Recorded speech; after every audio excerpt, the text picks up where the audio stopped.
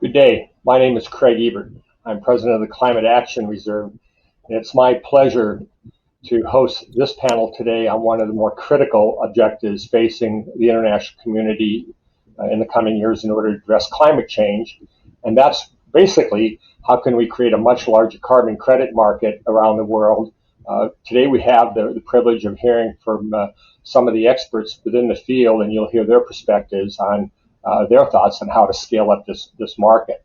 I wanted to take this opportunity to introduce the members of our panel today, and if each of you could just acknowledge to the audience who you are so that they know exactly who's speaking.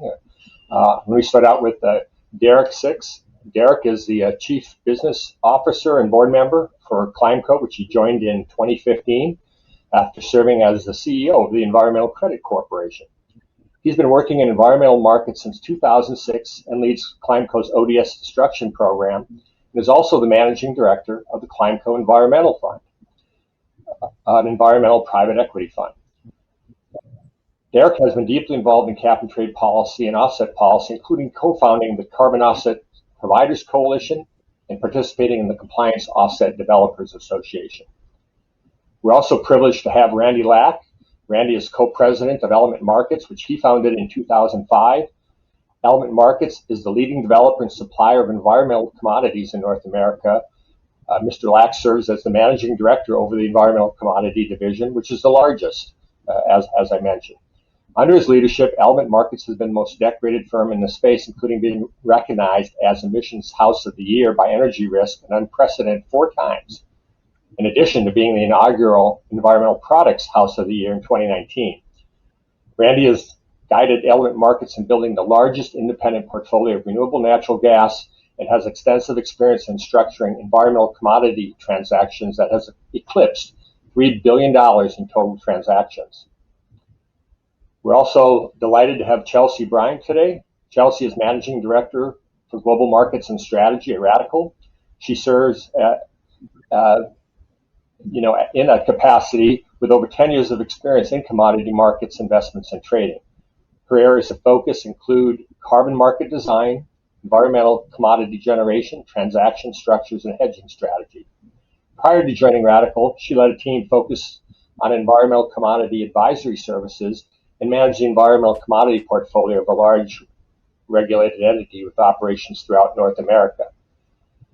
And last but certainly not least, we have Sean Carney, who's the CEO of Finite Carbon.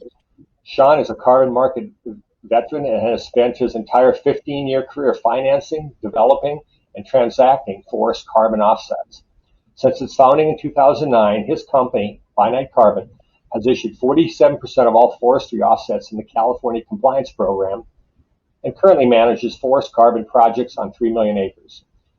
Sean has transacted 85 million offsets in his career with a value of more than 700 million. Thanks to all of you for joining us today.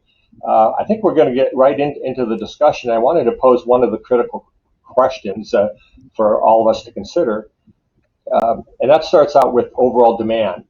Demand for carbon credits is expected to skyrocket in the coming years, with some estimates increasing voluntary market demand globally by a factor of 15 or more by 2030, and by a factor up to 100 by 2050. The need to scale markets this quickly has led to some calls for a major reordering of the international carbon credit markets to assure the financial and institutional structures to be successful. From your perspective, what do you think are the most critical steps needed to scale up markets? Who would like to go first?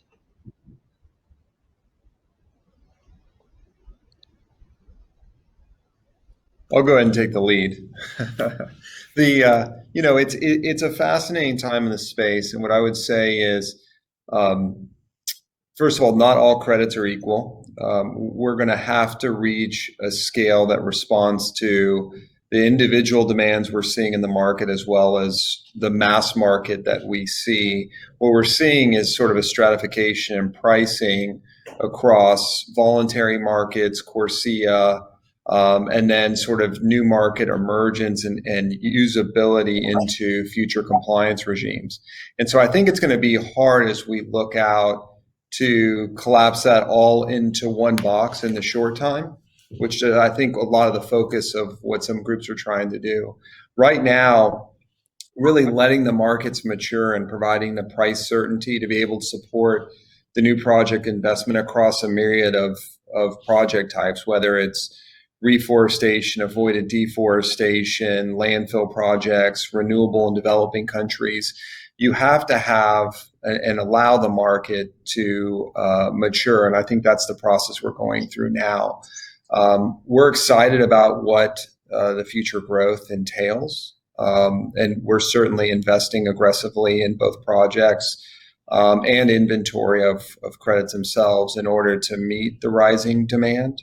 But it's not just credits alone that are going to meet the obligations. We're seeing some innovative projects out there across the renewable fuels spectrum, renewable gas, as well as carbon capture and storage and forestry. So we see this is an all of the above approach with a large task that we face. I'm optimistic that we can rise to the challenge, and I think where the creaking points are really going to be is in scaling up with some of the support organizations to help leverage the investment that we're seeing. But the dollars are coming, and it's an exciting time for the space. The concerning part is there's a little bit of gold in them hills mentality where there's a lot of money trying to come into the space without real knowledge of how the markets work, how they can scale. And I think that's where some of the danger can come in. But certainly the established players of the space, I think, know the rules and the rule sets. We're all comfortable with it. Again, not all credits are equal, so you're going to continue to see some disparity in pricing in those markets. But the liquidity that we're starting to see pick up gives confidence for dollars to be spent on projects. I think to expand on, sorry, please go ahead. No, go ahead, Chelsea. I was just going to expand on Randy's comments because I think he made some really good points there. As you see such an increase in demand, obviously there's going to be new market entrants. There's upward pricing pressure. And really with that, I think you're going to see new developers enter the space. And so as Randy mentioned, there's a lot of organizations have been developing in this space for over 10 years. And as you see, I think new market entrants on the supply side, it's really incredibly important to focus on the integrity of the associated projects, especially if that education gap exists. I think historically in voluntary markets, we really haven't seen invalidation events, but certainly focusing on the integrity of the projects themselves and educating buyers in terms of mitigating any type of invalidation or technical risk associated with the purchases they'll make, commercial risk. Really, by and large, I haven't seen consistency in how environmental commodities are contracted because you don't have a homogeneous product. Different market participants don't necessarily have the same risk tolerances. So of how market participants engage in the market in these OTC bilateral contracting processes, I think is going to be really important to mitigate any associated risk that they have in participating in these markets.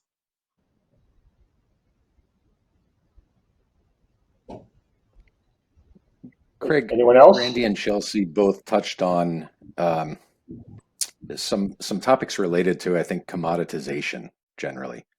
And one of the things that I think is interesting in some of these proposals for scaling voluntary markets is they seem to seek some kind of a standardized, homogeneous commodity price. And I wonder if that's actually a really desirable outcome for the market. You know, commoditization has been effective and it's been accomplished in markets like the California compliance market, where buyers are attempting to meet a regulatory goal. And I think it can also be accomplished in the CORSIA market, where you have an eligible offset contract that has some rules around what the requirements are to meet that eligibility.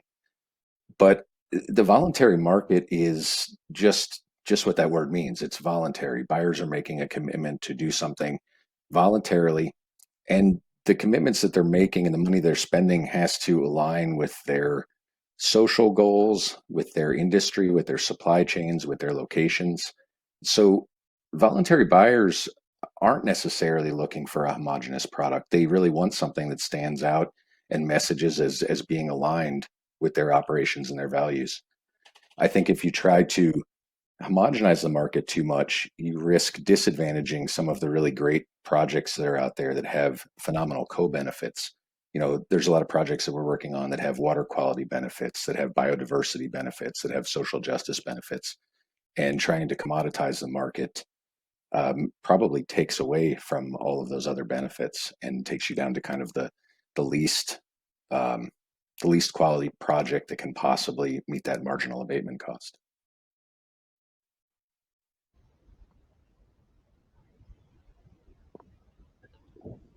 Great. Sean, did you want to add anything, or?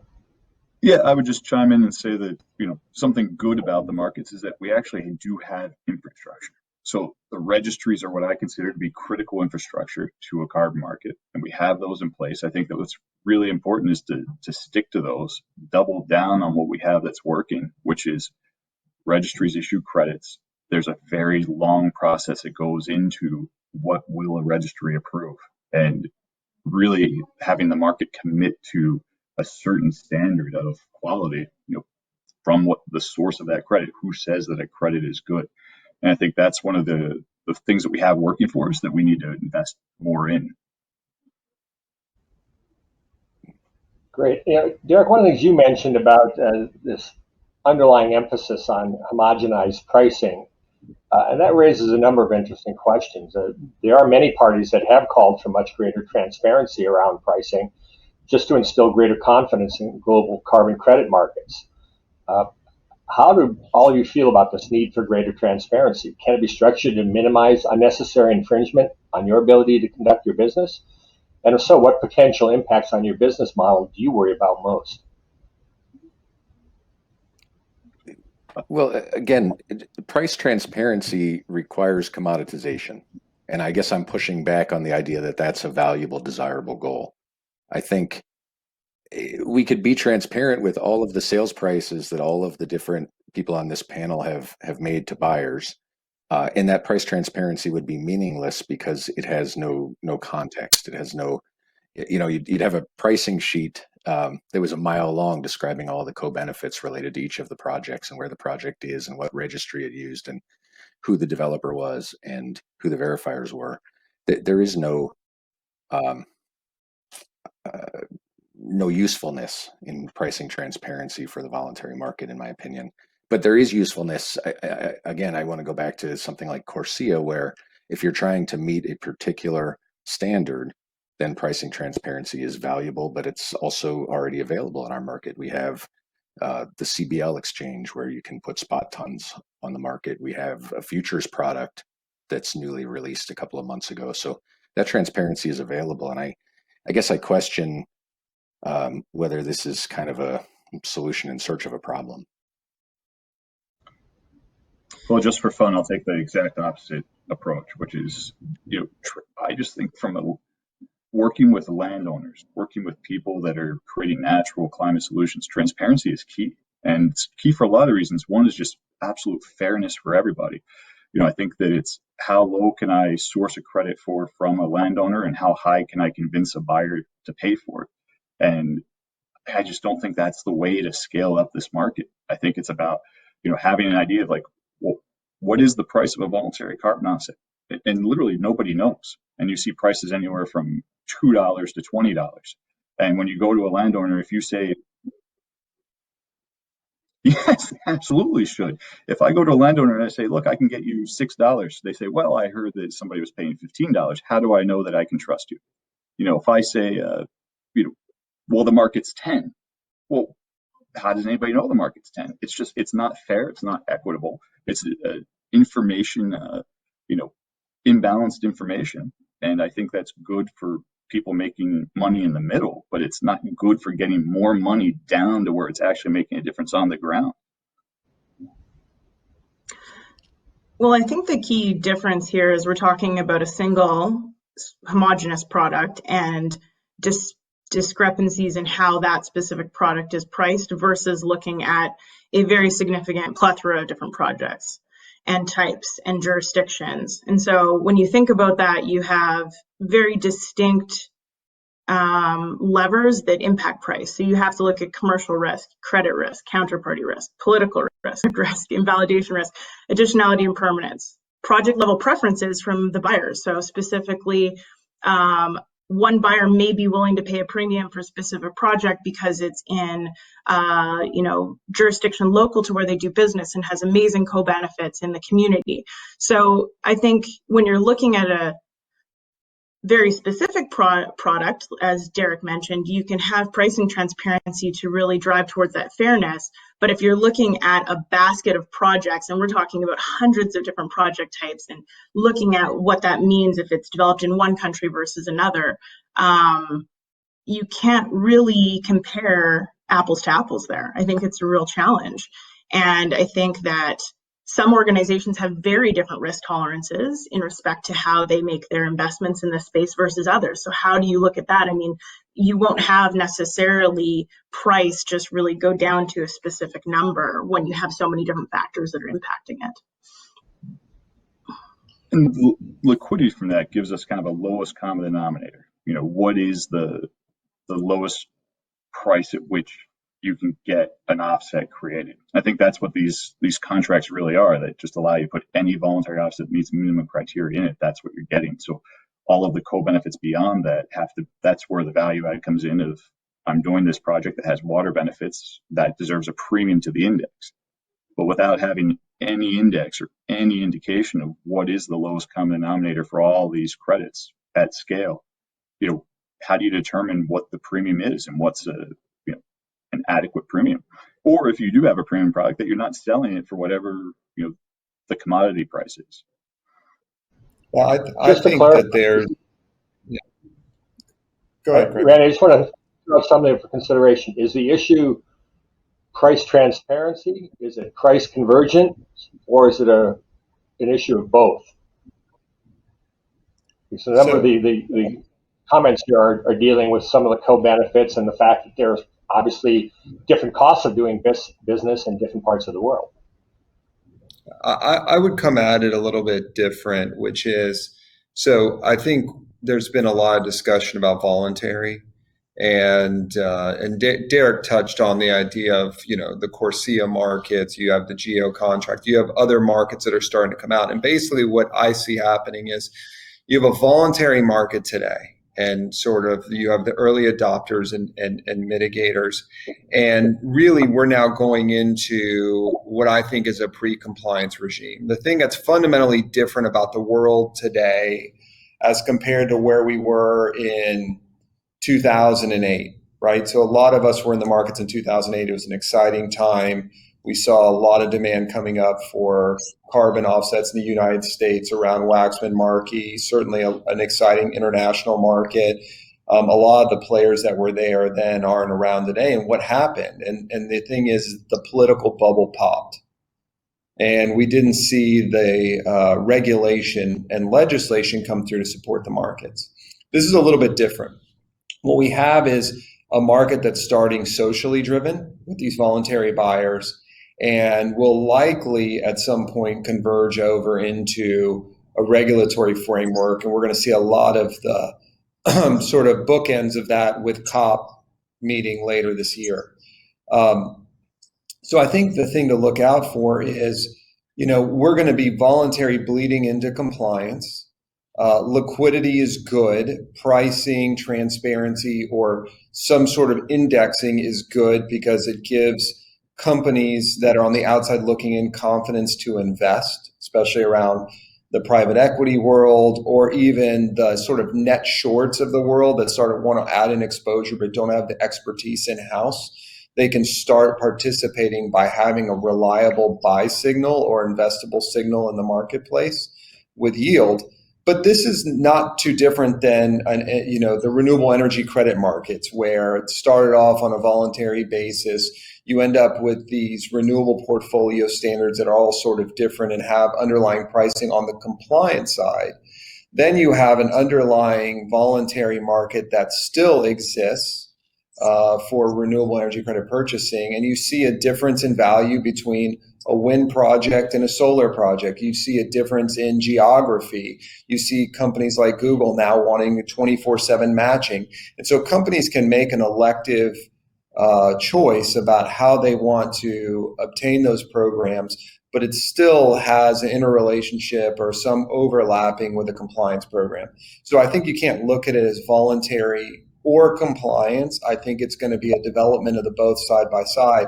But if you want real capital, which we need in order to meet the 2030 and 2050 timelines that we have, you have to have a clear pricing signal that gives confidence for return on that capital from private investors, private equity, and private business. Let's switch gears for a moment. I just wanted to bring it back to what you're currently experiencing in the market. There's certainly been a lot of press on this, that there's been increased interest in the purchase of voluntary carbon credits internationally. Are you really seeing that increased level of interest? And how would you describe the magnitude of these recent changes in market dynamics compared to previous periods? Like Randy, you mentioned the heady times of 2008. So just curious what each of you are experiencing today. Yeah, I mean, we're clearly seeing the. Sorry, go ahead, Chelsea. Oh, thanks, Randy. I'll just make a quick comment. I think that there's actually been an unprecedented level of demand in even Q1 of this year. Just seeing such a significant amount of purchases happening, which could eclipse what we've seen even in the prior couple of years. So the comment I would make as a buyer in these markets is that structuring hedge strategies for environmental commodity commitments that you're making, or emission reduction commitments, are mission critical, simply because the level of demand, I think, really is ramping up at such a significant rate. I think some of the analysis has been done, clearly paints the picture of where it's going up to 2030. So really focusing in on that hedge strategy, focusing in on how you're targeting the sort of best bang for your buck in terms of the spend, whether that's looking at a basket of credits to focus in on some of those projects that specifically resonate from a co-benefits and from a local perspective, while also looking at having a reasonable cost for market participation, I think is really important. And then understanding what the associated risks are for participating in environmental commodities and how you're going to mitigate those, and what you're willing to be exposed to and what you're not willing to be exposed to, I think is really critical, especially at this juncture when we see such a significant amount of increased market participation, which can lead to making faster decisions than would historically have been done simply to participate in these markets. I think what Chelsea said is right. I mean, the international market's moving really quickly, but it's a bit Wild West right now. And we had a client recently who was looking at a project. We typically due diligence our projects. We're going through it. We were 2 days into due diligence on a project, rather large project, and the volume all disappeared. We couldn't even spend the time actually digging into the project quick enough. Having said that, I was, mortified when I saw an article out that old JI credits were trading to voluntary buyers. I mean, there needs to be some bounds of reason on this market on what's credible and what's valuable. And I thought those credits have been sort of left behind, and there wouldn't be a thought process for convergence into a voluntary marketplace for those. But it's moving really quickly. We're definitely seeing the demand pick up. I agree with Chelsea. It was probably Q4. I think the bellwether moment was really BlackRock coming out and sort of pounding the table on pushing sustainability down. We're seeing that across the financial community, which is great. We're seeing increased responsibility in lending on banks. We're seeing pressure from a lot of the funding institutions and private equity institutions stepping up and making commitments down into the portfolio companies. And that's where real change happens. That's what I mean about this time being really social versus political, because social doesn't get put back into the box. It's something that actually will maintain. And I think we'll see it from here on out. But I think as market participants, we have to hold ourselves to a higher standard in order to lead the clients on goal setting.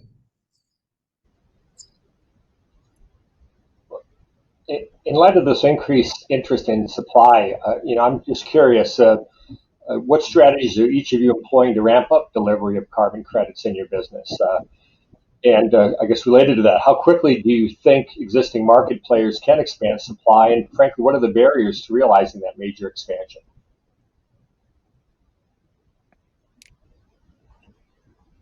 Craig, I've never felt like the inability of the market to provide supply was going to be the problem going forward. I think someone mentioned that we have great registries in this market like CAR or Vera. We have great verifiers who have a lot of experience. I've been in this market for 15 years. Going back to Randy's comment about 2008, ECC was developing offset projects from 2005 onward, and I remember the colossal market tank when it became obvious that the Senate wasn't going to take up the Waxman-Markey bill and there was going to be no federal program. And at that point, we had so many projects that were scrambling, going bankrupt, developers going bankrupt. Projects were, either abandoned or cut back on their emission reduction activities. And so we've lived the last 12 years or so with this overhang of credits that were created back then and projects that were created back then to serve a particular pre-compliance purpose. And it feels like over the past year or so, that overhang of credits, the JI credits that you mentioned, Randy, aside, a lot of the overhang of these older credits has been used up. And it feels like we're getting closer to the point where the price for a new project credit is close or at the marginal cost of actually implementing that project activity. And that's a pivotal moment and exciting time for us in the market today.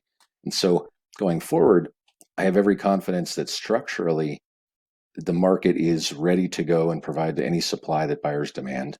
I think everybody on this panel has great ideas for new projects, and we're ready to go. But it's really it's felt a little bit with this task force for scaling voluntary markets that there was some assumption that structurally things needed to be fixed in order for the markets to succeed going forward and provide supply.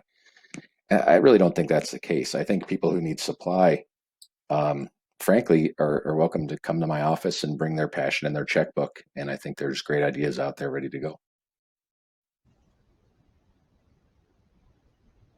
Yeah, I think Derek said it well. I think one of the things that's going to be really interesting is how some of the regulatory frameworks impact the ability to bring new supply on, just because of some of the additionality that will happen as we overregulate. And we've seen that, in just case in point, is like the in-state California market. It's hard to find new in-state California projects that will reach scale. And really part of that is due to the heavy regulation that California's done a great job about getting out ahead of the markets and requiring reductions. And we've seen that in the criteria pollutant markets here. What I think is really essential is really the registries growing, making sure that we have enough verifiers out there to continue to scale up with the market. And the thing that does, keep me up at night a little bit is, while we want to invest, and we do invest, the new project that we invest in today, those credits are only starting to come, typically 18 to 24 months from now, around, once we get measurement verification done on the projects. And what we're looking for is, highly additional measurable projects where we're starting to move into not only abatement, but removal, which I know is going to be a big part of the acceleration of the program and success of the program. But I agree with what's been said. I have high confidence that the structural underpinning of the registries and service providers are there. I think there's definitely going to need to be some significant scaling. And we're seeing it with some of the registries where, we used to get a response in a day and it's taken 10 plus now. Don't worry, Craig, it's not the Climate Action Reserve. But But we're starting to creak a little bit. But I know that I agree with Derek, from a project investment and scaling side. I'm more excited about what we can do. I think we will need to see higher pricing to get above the marginal cost to bring on the volume that we need for the typical voluntary buyer, and then leading into the sort of hoarding demand we'll have pre-compliance, because I think we'll have a lot of groups investing early, trying to build positions leading into those pre-compliance regimes. And I think that will come really, really quickly, to Derek's point, sopping up any excess supply that's in the market. And then the response time to bring projects online, it's just going to take time. And I think we're going to have to see some higher pricing in order to support the amount of volume that we need in the marketplace. I think something that Randy said there was critical. Oh. No, go ahead, Chelsea. I was just going to say, I think that something Randy said there was really critical, is around the time frame between when you commit to a project and when you have the credits come online. By and large, a lot of market participation historically for organizations that have been participating in the voluntary markets is spot purchases. And so what that means is that you have a commitment that you've made to emission reductions. You go into the market when you are looking to buy those credits and then immediately retire them.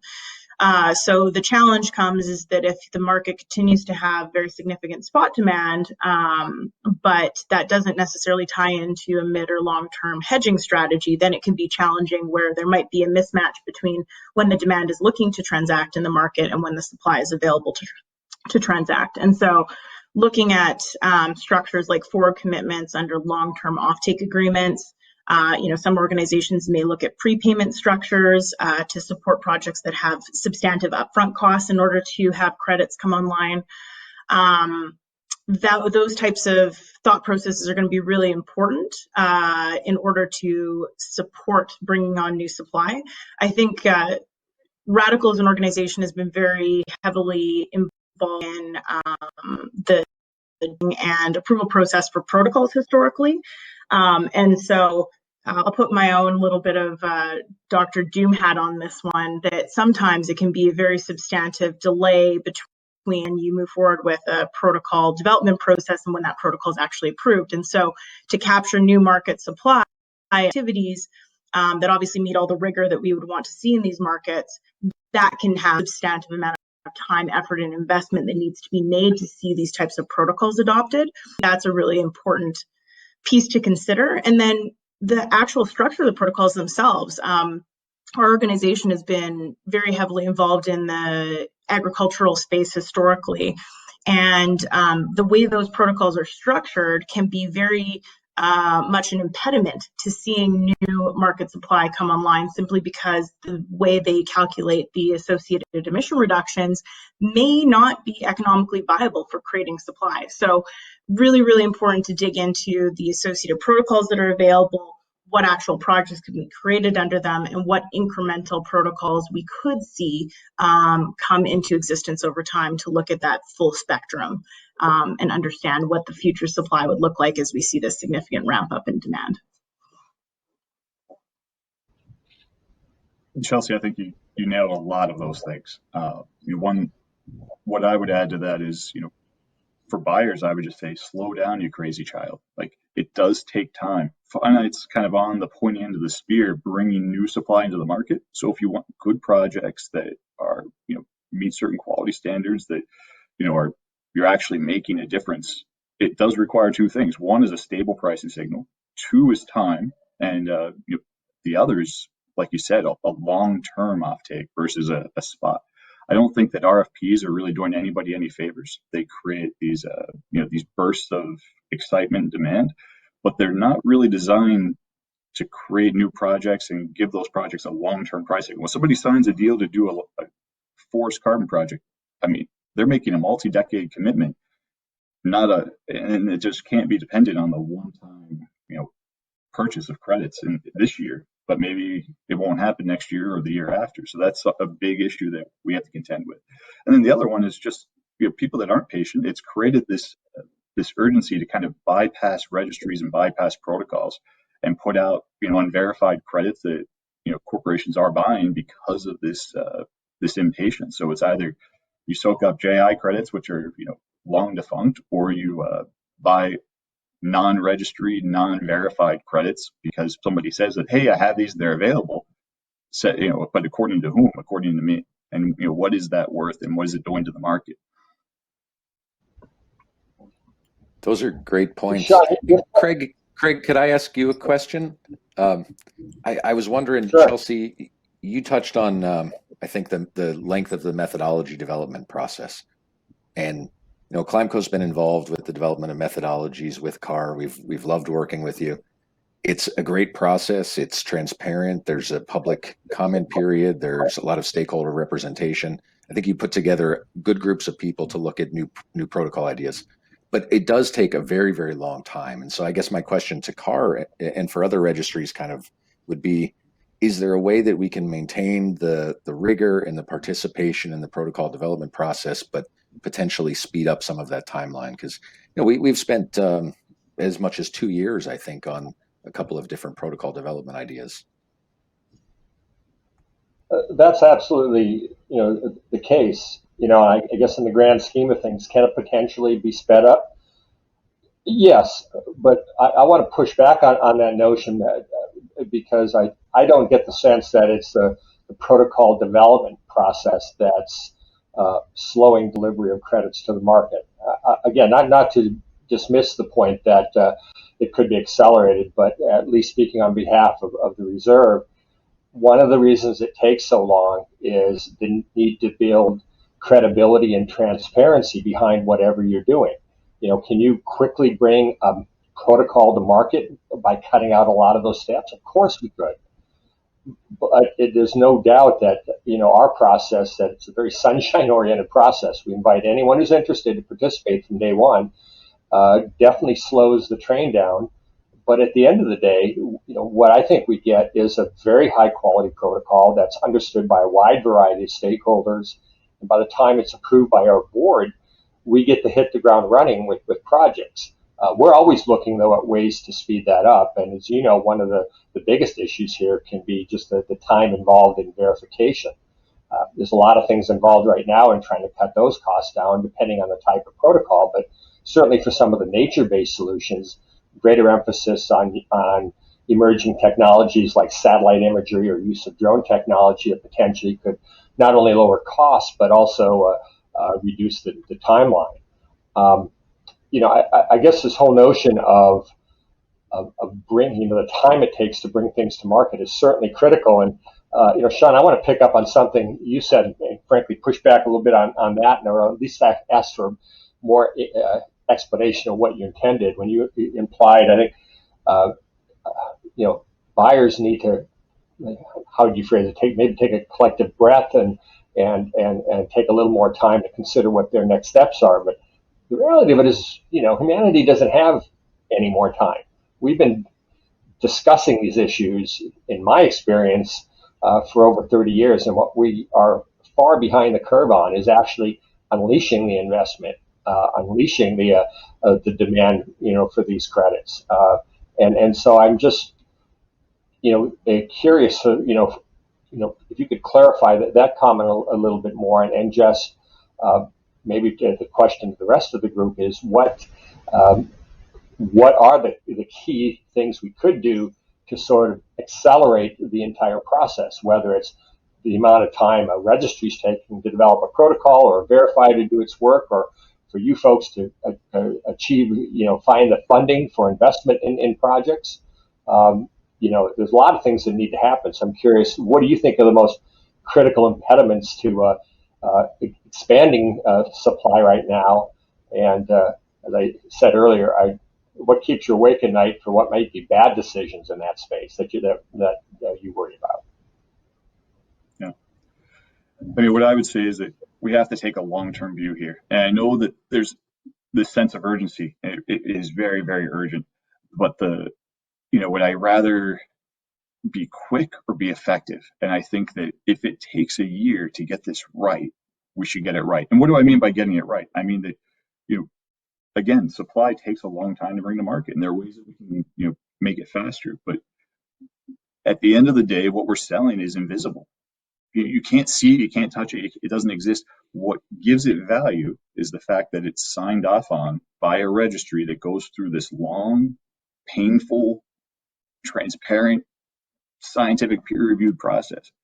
And at the end of the day, you know exactly what you're buying and why it's credible. We have to double down on that, even if it takes more time. That is the most critical thing that we can possibly do as a market to, be successful in the long term and bring a lot of supply in. These things have to be credible. They have to be accepted. And if we have room to improve them as time goes on, we improve them.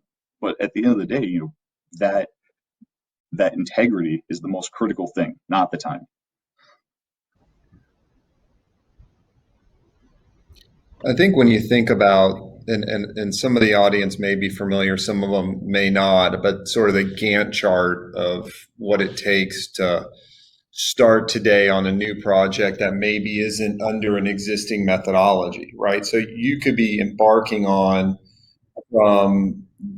establishing the protocol, getting it through the registry, going through the peer review process, 18 months, maybe longer, and then getting the project up and running and going through a 12-month verification cycle. And when you talk about projects like reforestation, the curve is so shallow at the end, at the beginning, that the generation of volume just isn't there and it's so far off. I appreciate the ingenuity of CAR for coming up with Climate Forward. We have 3 projects that are underway or that would not have been done without being able to accelerate the credits in some way. One of it is a really innovative reforestation project using drone delivery from a company named Drone Seed. And that type of new technology and acceleration is only being done because we can bring credits forward. And I think it's going to take some of that ingenuity and some tolerance and patience from buyers to participate in sort of new aspects of the market, which help incentivize these new projects and new technologies to succeed. Because what we're doing is right now we're going through a significant increase in demand. We have relatively stable to slightly increasing supply. We will respond in time, but what's going to happen is I think we're seeing a time when that demand is just going to outpace near-term supply. That's a good thing because then pricing signals go higher and new projects get developed, but the response time can be frustratingly slow, to Sean's point.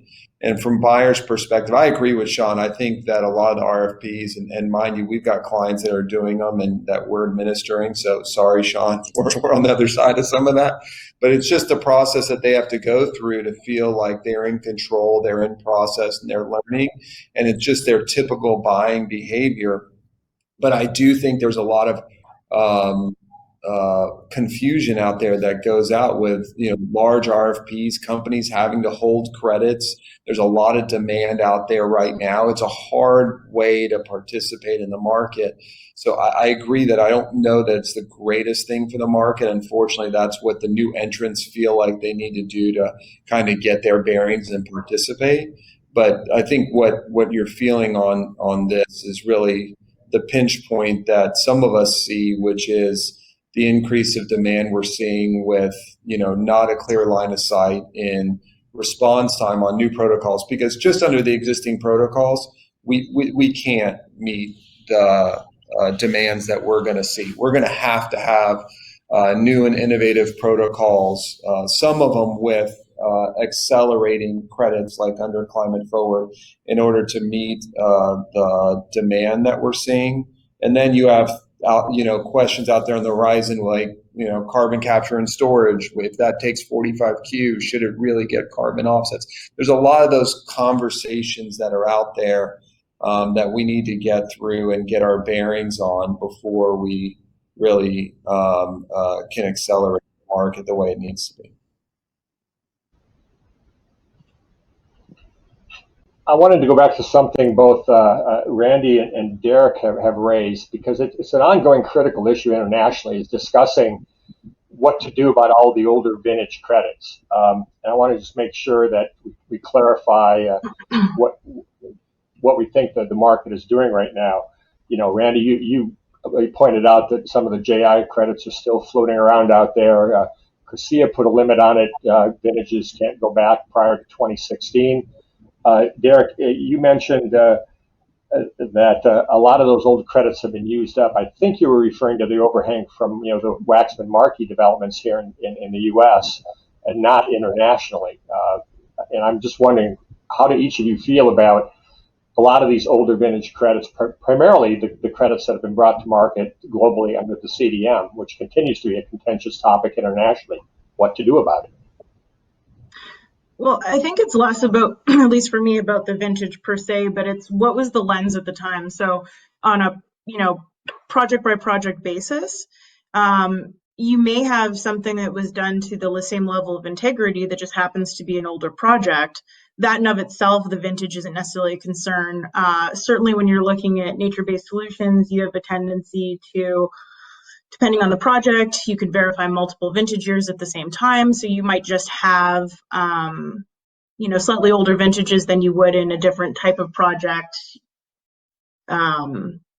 I was going to say like renewable energy, but renewable energy by and large, we're going to see some of that volume tail off, obviously, with some changes in the systems. But the point being is it's more about the project and the technical validity of the project itself. So if you're looking back at some very old vintage credits, and at the time there was perhaps not the same level of rigor that we see in the markets, or that specific type of project certainly had some very significant challenges around the validity of the emission reduction, that's where the problem stems from. And you can make some broader generalizations about specific credits that they would fall under that specific concern. Whereas it's less about the vintage, it's about the credibility of activity. And so on a project by project basis, it's important to understand what you're actually investing in.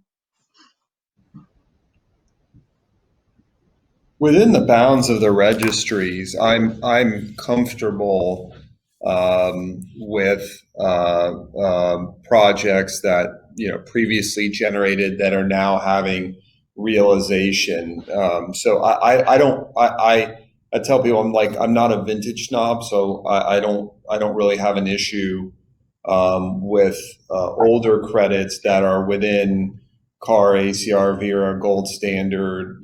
That all is comfortable for me. I think the real issue is in CDM.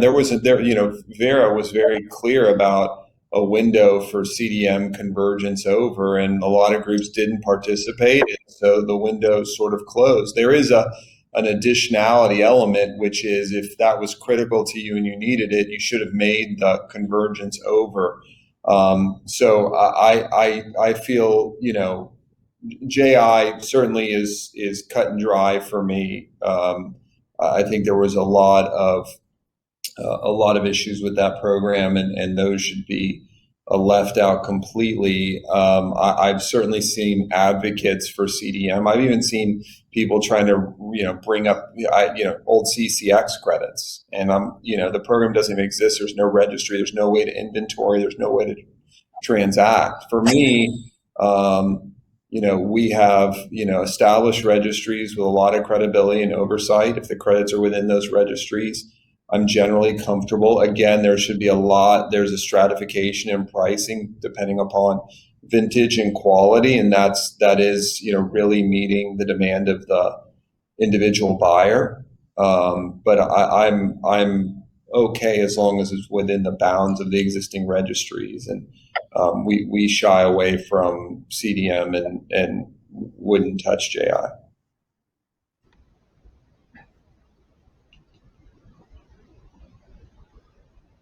Great. This has come up a few times in our conversation today.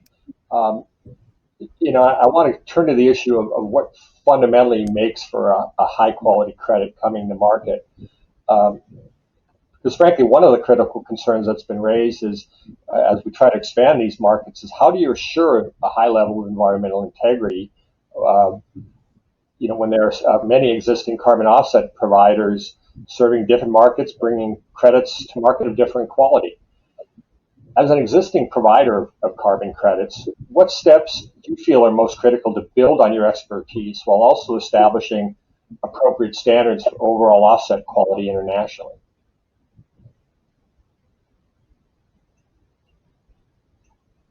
So I'll start from my perspective, which is, in forestry, in land use, we're using technology much more than ever before. And that's just because it's really inefficient to fly in helicopters and measure trees and watch out for bears and all of those things. So to do the digital origination, to have people, quantify things remotely is, a big part of this. But in this, you have, potentially tens of thousands of projects, tens of thousands of landowners. And one of the big concerns I have is double counting. So having a coordinated, centralized database of what are the geospatial boundaries of projects, that doesn't really exist right now. And so for me to say, when I go to originate a landowner, they definitely haven't signed up. And it's not so much the registries, but the off-registry projects where they don't display their boundaries. How do I know that that same landowner isn't coming to me and going to somebody who's not really on a registry and not being tracked? So the transparency of geospatial boundaries of forestry projects, that's critical. The other type of double counting that concerns me is, it's Earth Week. You see all these emails, buy this product, we plant a tree. So people are buying the product, they plant a tree, somebody's paying to plant that tree. How do we know that some of these non-quantified tree planting projects are not then being quantified? So it's the drive behind it. And then what's okay? A lot of times you have government cost shares, you have grants that are part of projects that also sell carbon. So some transparency there on where is the money coming from? Who's claiming what? Is it being quantified for carbon? Is it not? Especially it's the tree planting that we don't really know the boundaries. We don't know who paid for what. We don't know what's happening. So that's a place where I think there's a lot of room for improvement for double counting as a concern. And then the other one is on the technology itself. It's with the registries, the quantification of how to measure a tree, that's very standardized. With remote sensing, it's not standardized at all. So that's something I think that there's a ton of room for improvement for. And I think that, people writing checks for grants, that's a place where I think a centralized body that says, this is how you use remote sensing to quantify biomass. Having that centralized and standardized, I think, is critical to being able to scale this up. Because right now, if you go to 5 different companies, they'll give you 5 different answers. And that's something that just doesn't exist when you look at measuring a tree by hand. So I think we need to figure that out too, to really be able to scale up forestry and land use globally.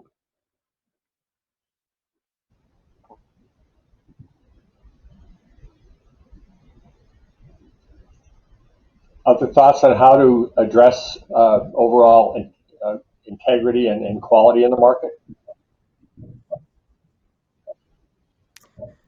Well, I think the one comment I would make is just around, oh, please go ahead, Derek. No, please. I'll just make this quick. I was just going to comment on data transparency. And then I think, we have phenomenal third-party verifiers that come in when you're developing a project and verify that the results obviously align. I think having that full transparency to calculation methodologies as part of the process, I think would be certainly helpful, as opposed to having a black box approach to the creation of emission reductions where a verifier has to replicate the results. If the verifier has full transparency to the calculation methodology, it just allows them to get into that level of granularity and specifically to verify that the methodology is happening correctly.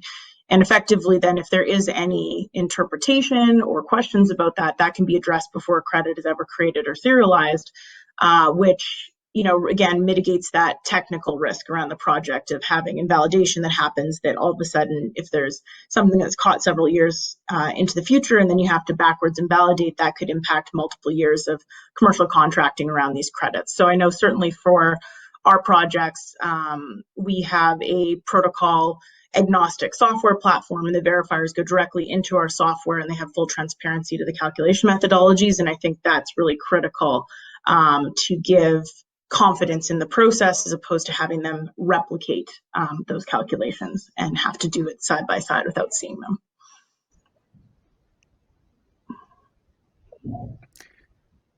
Craig, I wanted to come back to your question about integrity for a second in the market as we scale up.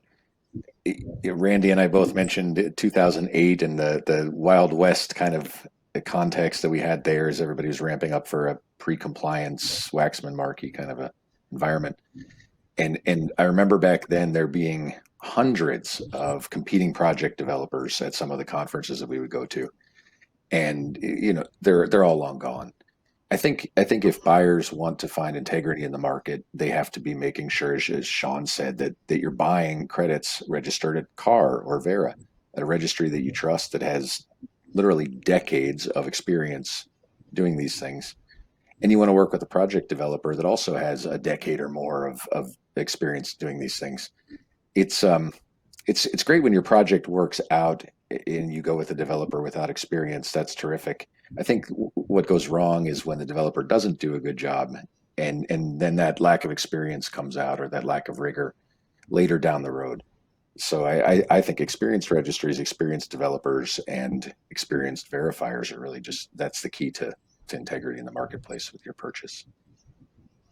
Yeah, Chelsea talked about earlier, we haven't seen invalidation in the voluntary space, and it's really been because of the rigor of the registries and the verifiers that are out there in the marketplace. And in the early days of like the renewable fuel standard, it was wrought with fraud, especially amongst biodiesel producers who, I mean, there were people who were minting credits and never even had facilities. And there wasn't a verifier verification requirement there. There is a lot of rigor that's put on these programs where you have a protocol that's established, a verifier review, a desk review by the registry before credits are issued. I mean, we go through a very deep exam on each verification process, and we have dedicated staff that's all they do is oversee verifiers for the projects that we have, because it is intensive on data collection and detail. And so I think the registries do a good job of that, and I think that's what really brings high confidence to the market. And those rigors have been around since the beginning of the marketplace around the registries. And so I'm happy to lean on that infrastructure, and I think it's something that we'll all benefit from as the market gains scale. But I think Derek made a critical point there where it's the experience that's so important. I think anyone that's been trading environmental commodities for over a decade has had their knees blown off once or twice with these types of technical challenges that can happen with the projects. And unfortunately, if you have an inexperienced market entrant that's developing supply, ultimately it's not 6 months later that you find out that there was an issue. Sometimes it can be 5 years later, and then it's impacting the last 5 years of commercial contracting specific to that project. And even today, we hear things about organizations that are new market entrants, and perhaps they're loosely looking at interpretation of how they can maximize the carbon credits around a specific project. And realistically, that's, completely would undermine the integrity of the project alone, would assume that the verifier would catch that before that would ever go through. But it's unfortunate because these people are going out and making recommendations to organizations, large companies that are going to be investing in this space or participating in these markets, about how they can maximize the associated credit creation from a project, which is really obviously not creating valid emission reductions. So I think it's really, really important. And I think there's a very, very significant focus on an education exercise that needs to happen in order to avoid having some of these challenges. And to Derek's point, working with a developer who's been doing this for over a decade, they've had that experience. They've gone through creating these credits for a very long period of time, and understanding that, simply certain things are, not acceptable. So I do think that is a very critical piece, and that education is of paramount importance at this juncture. I want to thank all of you for your contributions today. Very thoughtful responses. I can't believe we're out of time already. I want to, again, thank each and every one of you for participating. Your daily objective is a modest one, saving humanity's position on this planet. So, again, thanks for educating the rest of us about a lot of the ongoing market dynamics, and appreciate your contributions. Thank you. Thank you all. Thank you. Thank you.